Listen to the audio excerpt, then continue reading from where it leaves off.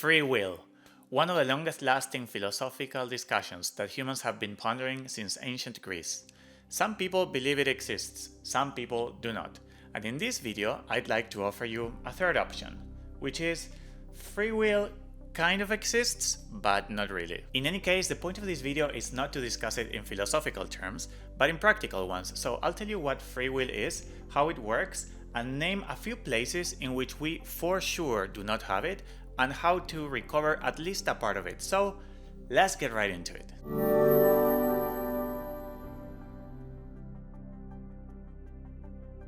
Hi there, I'm Ivan, and I've been a facilitator of ceremony for over a decade. And having witnessed thousands of people do healing work, I started noticing a big correlation between free will, wounding, and healing. That led me to develop the following theory, which, whether it is correct or not, one thing is for sure, which is that it points out at those places in which we for sure lost it and serves as a practical guide onto how to recover it, at least in those particular places. And this will also serve as a way of removing shame and guilt that we carry based on certain things that we've done that we are shameful about. Now, why is that? Well, because guilt and shame a lot of times show up because there is an unconscious belief that we've done those things that we're ashamed of out of our free will. Here's another way of putting it. If someone puts a gun to your head and forces you to do something that you would be shameful about, you probably would have less shame than if you would have done it all by yourself. Because in this case, you had no choice. So what if I tell you that in most of the cases in which you believe you've done something out of your free will, actually you had no choice, exactly as if somebody would have been pointing a gun at you and forcing you to do it? Well then, I want you to know that what we will be talking about has the exact same effect, which is to remove choice out of the equation. But first, we need to discuss the difference between free will, choice, and decision. Free will is the concept that each one of us is, at all moments, freely choosing the things that we do, act upon, stop ourselves from doing, and even what we think about. Choice is a capacity to decide between two or more options freely. Decision is also made between two or more options, but this word does not imply that you are doing it freely. Now, I'm not here to discuss if free will exists or not. What I'm here to do is to show you that even if it would exist, if it would be as real as this video, then there are places in which we for sure lose it, meaning that in those places we are not free to choose. It works like this. This is you. Assuming that you get to choose your actions, and again, this is an assumption for the sake of this example, this represents you being whole, and from all these places in which you are whole, you get to choose what you do. However, very early on, traumatic events start happening. And if you didn't watch my video on trauma, I highly recommend you to go watch that first, because in that video I go much more in depth about what trauma is, how it happens, and how to heal it. And because I made that video already, I will not go into too much detail now, so I'll try to summarize it in just a few sentences. Trauma happens as the consequence of a need not met. In those places in which you get traumatized, a part of you separates from the self and goes offline, creating an empty space. That space is called a wound. Like every wound, it will be asking for the thing that would meet the need, and if it doesn't get it, it will be asking for the closest thing. Is all of this too much theory? Well, don't worry about it. We'll bring an example to make it clearer. I am 9 years old, and I have the need to feel that my mom loves me no matter what I do. One day I come back from school with a bad grade, and she punishes me by telling me that I cannot go to any of my friends' house until I get a good grade. And then a month later, I come back from school with a really good grade, and my mother becomes all loving again. Well, my friends, trauma, wounding, and loss of free will all just happened here. The trauma is the need not met, so to be loved no matter what. The wound is the empty emotional space left in me, for example, an underlying sadness that I will be carrying now that I don't even have access to because I am too young to have the emotional intelligence to understand it or process it or hold myself in it. The cure for that underlying sadness is to meet the need. In this case, for my mom to love me no matter what. But since that isn't happening, then the need goes unmet and I feel empty inside. This is why people who have not been properly loved They say that they go through life with this feeling of emptiness inside. And that is because a place of them that should be full of the love that they needed is actually empty. This empty space is hungry like an empty stomach. It wants to be filled, and its food is that thing that it didn't get. However, when I got good grades later on, then my mom loved me again, and so I unconsciously learned that becoming an achiever in school gets me the thing that I need the most. An association happens right then, which is to achieve is to be loved.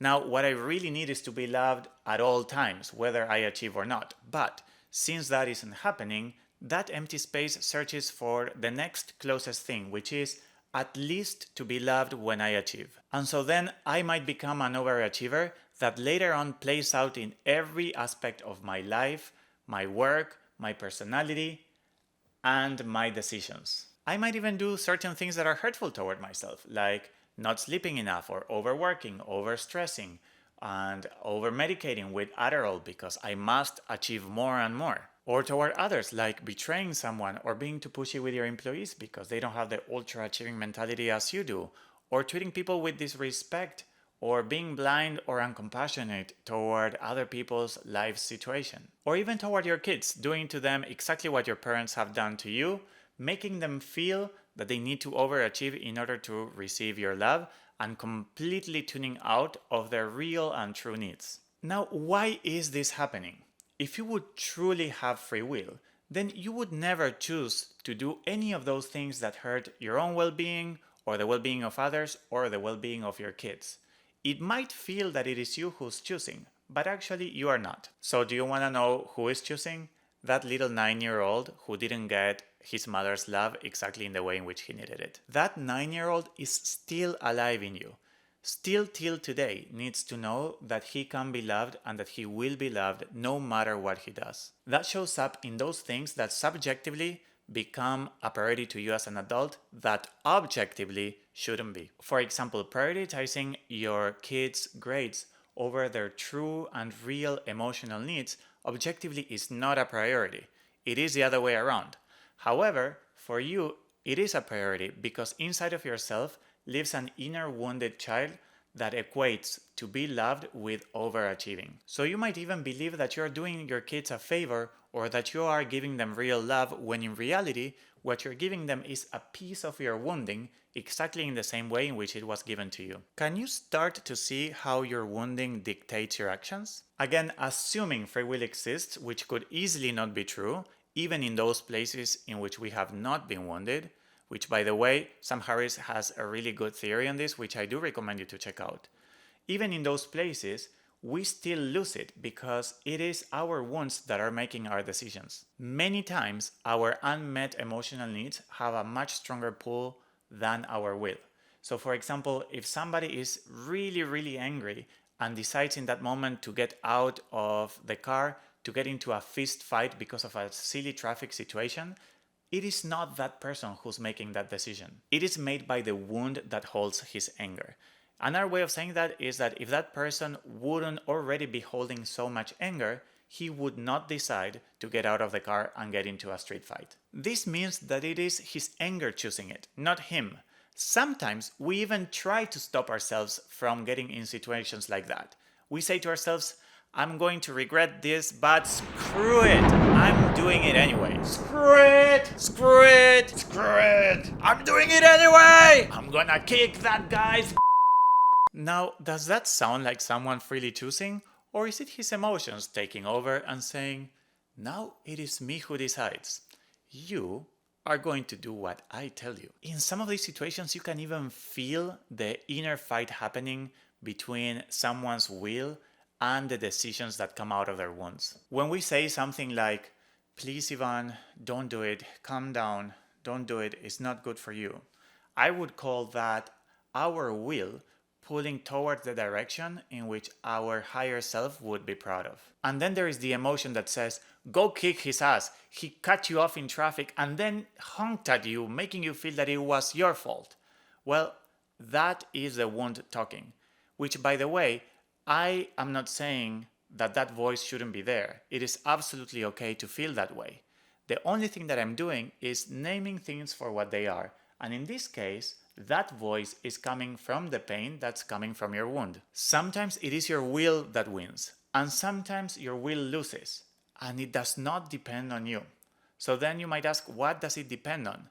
It depends on the intensity of the level of pain that you are experiencing in that moment in comparison with the strength of your will. If the pain is stronger than your will, there is absolutely nothing that you can do about it. Your will lose, and your decision is going to be based on your pain, which means that you are not free to choose. And the level of pain that you're experiencing depends completely on places in which you've been previously traumatized or wounded that this new situation is bringing up and triggering, which you also don't get to choose. So basically, you don't get to choose your trauma, and therefore you don't get to choose your wounds. And therefore, you don't get to choose the level of pain that you will experience when those wounds are triggered, and therefore, you don't get to choose the moments in which your will, or basically you, will win or lose the fight against your wounded-based decisions. We are not free to choose ever in the places in which we are wounded. Now, we talked about a few examples. However, a more accurate representation of how our emotional body looks like is like this. Here are all the places in which we have not been wounded. And here are all the places in which we have. We have an infinite amount of needs, and so many more than what you might think have not been met. In all of those places, it is your wounds who are choosing for you. Based on my experience investigating this topic and working with so many people, I can say with a lot of certainty that the vast majority of our actions are wounded-based and therefore not really a choice. So if you ever did anything that you are ashamed of, I can assure you that it was not you who chose that, but a wounded part of yourself that you have no control over. One of the reasons why we have no control is because we are not even aware that those are the places that our decisions are coming from. It is like thinking that you have control over your liver. You are not even aware that it's there or that it is doing automatic work. However, you can see its effects because you can see that anything that you eat gets metabolized. You know that without your liver, that wouldn't happen. Here is exactly the same. You are not aware that your wounds are there or of the automatic work that they are doing, but you can feel their effect in some of your wounded-based harmful decisions that you've made. What brings shame to the surface is the belief that those decisions that we sometimes make that we are not proud of, we make them because there is something wrong with us. Instead, I'd like to tell you there is nothing wrong with you. I'll say that again. There is nothing wrong with you. You are just traumatized like all of us. And many of the decisions that you made, especially the ones that you are ashamed of, are just that, decisions and not choices. It was just your wounds who chose for you. So what can we do about it? 1. Know or remember that it isn't you who's choosing. This is important to help remove shame, because if we think that there is something wrong with us, we won't be able to fix it out of the unconscious belief that we have been born broken and therefore we can't get fixed. 2. Direct your attention to where it belongs, to your wounds. If you would like to transform your decisions into choices, if you don't like that sometimes you do things that are opposite to what a higher version of yourself would do, then focus on healing your wounds because that's where those decisions are coming from. 3. Bring a compassionate attitude towards those parts of yourself that are not healed yet every time that you make a poor decision. Remember that you are not faulty for your wounds and that deep inside you lives a hurt child that is seeking for understanding rather than judgment. 4. Prioritize awareness. Every time that you do something opposite to what a higher version of yourself would do, rather than hating on yourself or being ashamed, use it as an opportunity to ask the following question. From which unexplored wound have I made this decision? This will help you know where to focus your healing. 5. Do healing. Of course, awareness around the wounds and removal of shame is essential. However, at the end of the day, what will make the biggest difference is the healing that you do around your wounds. That will bring your will back online. Now, is that free will? I am not sure. But what I am sure is that it will be a better part of you that will be making those decisions instead of your wounds choosing for you. And 6, remember that we are all in the same situation. This can help bring compassion into other people's poor decision making, or at the very least, help you take things less personal through the knowledge that anybody causing any form of harm, whether it is light or extreme, It's driven by the severity of their wounds or the intensity of their pain. Seeing people with these eyes can help them remove shame and feel understood, and therefore make them more prone to look within and start the healing process. In conclusion, free will might or might not exist in the parts of ourselves that have not been wounded or that have healed, but for sure, it does not exist in those parts of ourselves in which we continue to have open wounds. These wounds have a very strong pull, and if that pull is stronger than our will, there is nothing that we can do to stop our wounds from choosing for us. Because we believe that it is us who are making those choices, we then feel ashamed for choosing what is bad, based on the belief that we are making those choices because we have been born flawed, because there is something wrong with me. So knowing that it isn't us but the wounds within us that we are not faulty for, that are making our choices, should help with removing shame, which in turn will make us more prone to look within our wounds and help us heal them, so that our will can come back online, and that way our decisions are going to be based on places that are much closer to a higher version of ourselves. By doing all of this, we get to transform shame and powerlessness into possibility and excitement to get to work. That's it for today. As always, thank you for your attention and for your interest in healing, and before you leave, please don't forget to like, subscribe and hit that notification bell, as this channel just started and in these initial stages that helps out a lot. And I'll see you in next week's video. Click on the left square to watch another video I made on a related topic. All my content is free. If you appreciate it and wish to assist me to continue releasing this kind of content, please consider supporting me on Patreon. You can also follow me on my socials and subscribe to this channel.